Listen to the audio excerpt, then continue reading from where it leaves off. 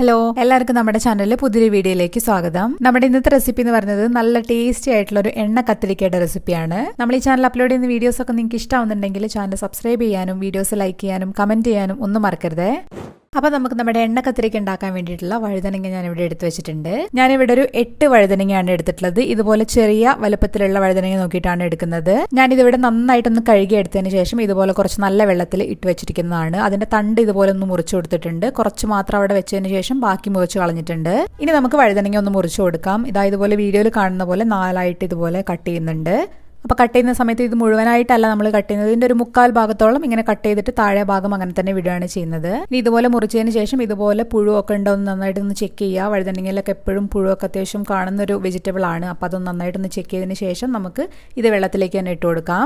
ഇപ്പം ഞാനിവിടെ മുഴുവൻ വഴുതനങ്ങയും ഇതുപോലെ ഒന്ന് സ്ലിറ്റ് ചെയ്ത് വെള്ളത്തിലേക്ക് ഇട്ട് കൊടുത്തിട്ടുണ്ട്. നമ്മൾ ഉണ്ടാക്കുന്ന സമയത്ത് നമ്മൾ വെള്ളത്തിൽ നിന്നൊക്കെ ഒന്ന് മാറ്റിയതിന് ശേഷം തുടച്ചിട്ട് നമുക്കിത് ഉപയോഗിക്കാം. കാരണം വഴുതനങ്ങയ്ക്ക് ഒരു കറ പോലെ ഉണ്ടല്ലോ. പിന്നെ അത് മാത്രമല്ല, നമ്മൾ ഇതുപോലെ മുറിച്ച് അങ്ങനെ തന്നെ കുറച്ച് നേരം വെക്കുകയാണെന്നുണ്ടെങ്കിൽ അതിന്റെ കളറൊക്കെ മാറിപ്പോവും. അപ്പോൾ അത് ഒഴിവാക്കാൻ വേണ്ടിയിട്ടാണ് നമ്മൾ വെള്ളത്തിലിട്ട് വെച്ചിരിക്കുന്നത്.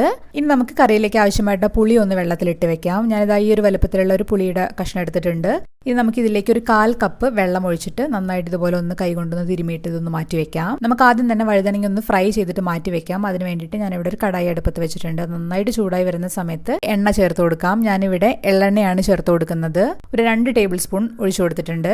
ഇനി നമുക്ക് നേരത്തെ നമ്മൾ വെള്ളത്തിലിട്ട് വെച്ചിരുന്ന വഴുതനങ്ങ ഉണ്ടല്ലോ, അത് ഇതുപോലെ നന്നായിട്ട് വെള്ളത്തിൽ നിന്ന് മാറ്റിയിട്ട് നന്നായിട്ട് തുടച്ച് വെള്ളമൊക്കെ നന്നായിട്ട് കളഞ്ഞിട്ട് വേണം എണ്ണയിലേക്ക് ചേർത്ത് കൊടുക്കാൻ വേണ്ടിയിട്ട്. ഇനി നമുക്ക് ഇത് ലോ ടു മീഡിയം ഫ്ലെയിമിൽ വെച്ചതിന് ശേഷം നന്നായിട്ടൊന്ന് വഴറ്റി കൊടുക്കാം. അതിന്റെ തൊലിയൊക്കെ നന്നായിട്ടൊന്ന് സോഫ്റ്റ് ആയിട്ട് വന്ന് കളറൊക്കെ ഒന്ന് ചെറുതായിട്ടൊന്ന് മാറി തുടങ്ങുന്നത് വരെ നമുക്കൊന്ന് വഴറ്റി കൊടുക്കാം. അപ്പൊ ഈ ഒരു എണ്ണ കത്തിരിക്ക എന്ന് പറയുന്നത് തമിഴ്നാട്ടിലെ ഒരു പ്രധാനപ്പെട്ട ഒരു വിഭവമാണ്. അപ്പൊ ഇതിന് പല പല വേരിയേഷൻസ് ഉണ്ട്. അതായത് പലരും പല രീതിയിൽ ഉണ്ടാക്കാറുണ്ട്. അപ്പൊ ഞാൻ ഉണ്ടാക്കി നോക്കിയിട്ട് എനിക്ക് ഇഷ്ടപ്പെട്ട ഒരു റെസിപ്പിയാണ് കേട്ടോ ഞാൻ നിങ്ങളായിട്ട് ഷെയർ ചെയ്യുന്നത്. വഴുതനങ്ങ നമുക്ക് ഒരു 50-60% ഈ സമയത്തൊന്ന് കുക്ക് ചെയ്തിട്ട് എടുത്താൽ മതി. ഒരു 4-5 മിനിറ്റ് കൊണ്ട് തന്നെ ഇതൊന്ന് വഴണ്ടി കിട്ടിക്കോളും നമുക്ക്. ബാക്കി ഇത് കിടന്ന് കുക്കാവുന്നത് അതിന്റെ ഗ്രേവിയിൽ കിടന്നിട്ടാണ്. അപ്പൊ അതുകൊണ്ട് ഈ സമയത്ത് ഒരുപാട് അങ്ങോട്ട് വഴറ്റി സോഫ്റ്റ് ആയിട്ട് എടുക്കണ്ട. ഒരു 60% ഒക്കെ ഒന്ന് വഴറ്റിയെടുത്താൽ മതിയാവും കേട്ടോ. ഇപ്പൊ ഇതാ വഴുതനങ്ങ നമ്മൾ കുറച്ച് നേരമായിട്ട് വഴറ്റി കൊടുക്കുന്നുണ്ടായിരുന്നു. ഇതിന്റെ കളറൊക്കെ ചെറുതായിട്ടൊന്ന് മാറി ഇതുപോലെ ബ്രൗൺ കളറൊക്കെ വന്നിട്ടുണ്ട്. പിന്നെ അതിന്റെ തൊലിയൊക്കെ നന്നായിട്ടൊന്ന് സോഫ്റ്റ് ആയിട്ട് വന്നിട്ടുണ്ട്. ഈ ഒരു സമയത്ത് നമുക്കിത് എണ്ണയിൽ നിന്നൊന്ന് കോരി മാറ്റി വെക്കാം. ഇനി ഞാനിവിടെ അതേ എണ്ണയിൽ തന്നെയാണ് ബാക്കിയുള്ള കാര്യങ്ങളൊക്കെ ഒന്ന് ചേർത്ത് കൊടുക്കുന്നത്. ഞാനിവിടെ ഒരു 1/2 ടീസ്പൂൺ പെരിഞ്ജീരകം ചേർത്ത് കൊടുക്കുന്നുണ്ട്. ഒരു 1/2 ടീസ്പൂൺ ചെറിയ ജീരകം.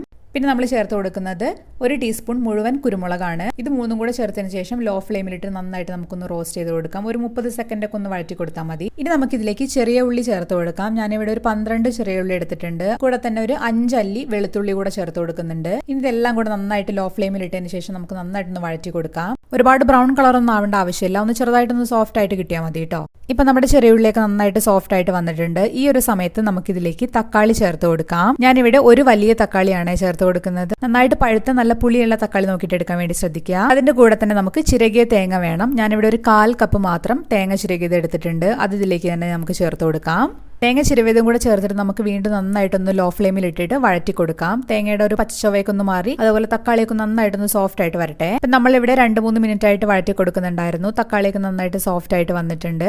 ഈ ഒരു സമയത്ത് നമുക്ക് തീ ഓഫ് ചെയ്ത് കൊടുക്കാം. എന്നിട്ട് ഇത് നന്നായിട്ട് തണുത്ത് വന്നതിന് ശേഷം നമുക്ക് മിക്സിയുടെ ജാറിലിട്ടിട്ട് നന്നായിട്ട് ഫൈൻ ആയിട്ട് അരച്ചിട്ടെടുക്കാം. അപ്പോൾ ഇതാ ഞാനിവിടെ നന്നായിട്ട് അരച്ചു കൊണ്ടുവന്നിട്ടുണ്ട്. ഒട്ടും തന്നെ വെള്ളം ചേർത്തിട്ടില്ല അരയ്ക്കുന്ന സമയത്ത്. പിന്നെ മിക്സിയുടെ ജാറിലേക്ക് അരച്ചതിന് ശേഷം ഒരു 1/4 കപ്പ് വെള്ളം ഒഴിച്ചിട്ട് ജാർ ഒന്ന് കഴുകിയെടുത്തിട്ടുള്ള വെള്ളം മാത്രമേ നമ്മൾ ചേർത്തിട്ടുള്ളൂ. ഇനി നമുക്ക് ഇതൊന്ന് മാറ്റി വെക്കാം. ഇനി ഞാനിവിടെ കടായിലേക്ക് എണ്ണ ഒഴിച്ചു കൊടുക്കുന്നുണ്ട്. ഞാനിവിടെ ഒരു 3 ടേബിൾ സ്പൂൺ എണ്ണ ഒഴിച്ചു കൊടുത്തിട്ടുണ്ട് കേട്ടോ. എണ്ണ നന്നായിട്ടൊന്ന് ചൂടായി വരുന്ന സമയത്ത് നമുക്ക് ഇതിലേക്ക് ഒരു 1/2 ടീസ്പൂൺ കടുക് ചേർത്ത് കൊടുക്കാം. കടുക് ഇതുപോലെ നന്നായിട്ടൊന്ന് പൊട്ടി വരുന്ന സമയത്ത് ഒരു 1/4 ടീസ്പൂണിലും കുറച്ചും കൂടെ കുറവ് ഉലുവ ചേർത്ത് കൊടുക്കാം. നമുക്ക് ഉലുവ നന്നായിട്ടൊന്ന് മൂത്ത് വരുന്ന സമയത്ത് നമുക്ക് ഇതിലേക്ക് 2 വറ്റൽമുളക് ഇതുപോലെ ഒന്ന് മുറിച്ചിട്ട് അതും കൂടെ ചേർത്ത് കൊടുക്കാം. ഇനി നമുക്ക് ഇതിലേക്ക് വീണ്ടും ചെറിയ ഉള്ളി ചേർത്ത് കൊടുക്കാം. ഇനി ഞാനിവിടെ ഒരു 15 ചെറിയ ഉള്ളി മുഴുവനോടെ ചേർത്ത് കൊടുക്കുന്നുണ്ട്. അതിന്റെ കൂടെ തന്നെ ഒരു 6 അല്ലി വെളുത്തുള്ളിയും ഇതുപോലെ മുഴുവനായിട്ട് ചേർത്ത് കൊടുക്കുന്നുണ്ട്. 2 തണ്ട് കറിവേപ്പില കൂടെ ചേർത്തിട്ട് നമുക്ക് നന്നായിട്ട് ഇതൊന്ന് ഇളക്കി കൊടുക്കാം.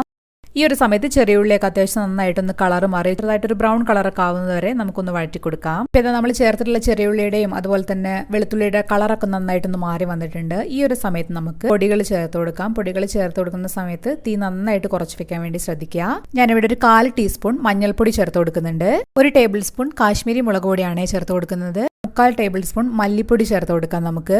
ഇതെല്ലാം കൂടെ ചേർത്ത് നമുക്കൊരു 30 സെക്കൻഡ് നന്നായിട്ടൊന്ന് വഴറ്റി കൊടുക്കാം. ഒരുപാട് നേരം ഇട്ടിട്ട് ഇളക്കരുത്, കാരണം പൊടി കരിഞ്ഞു പോവും. ഇപ്പൊ പൊടികളൊക്കെ ഒന്ന് മൂത്ത് വന്ന സമയത്ത് നമ്മൾ ഇതിലേക്ക് നേരത്തെ അരച്ചു വെച്ചിട്ടുള്ള തക്കാളി ചെറിയുള്ളിയുടെ ഒക്കെ ഒരു പേസ്റ്റ് ഉണ്ടല്ലോ, അത് ഇതിലേക്ക് ചേർത്ത് കൊടുക്കാം.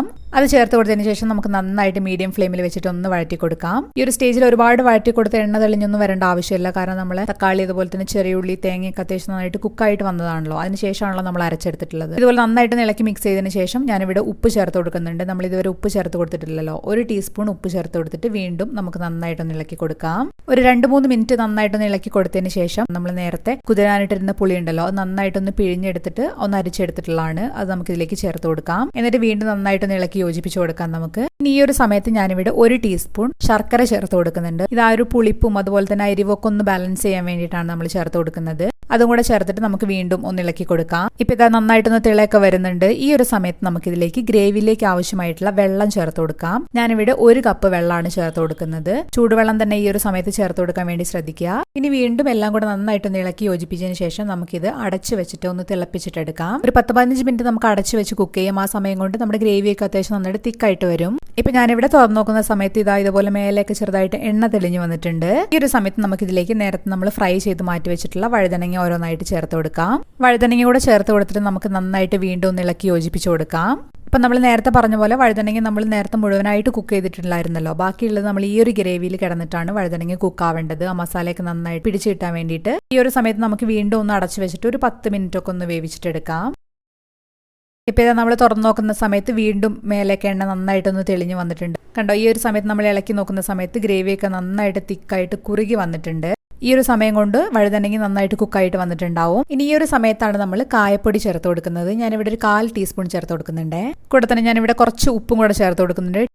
എന്നിട്ട് വീണ്ടും ഒരു തണ്ട് കറിവേപ്പില ചേർത്ത് കൊടുത്തതിന് ശേഷം നമുക്ക് നന്നായിട്ടൊന്ന് ഇളക്കി യോജിപ്പിച്ച് കൊടുക്കാം.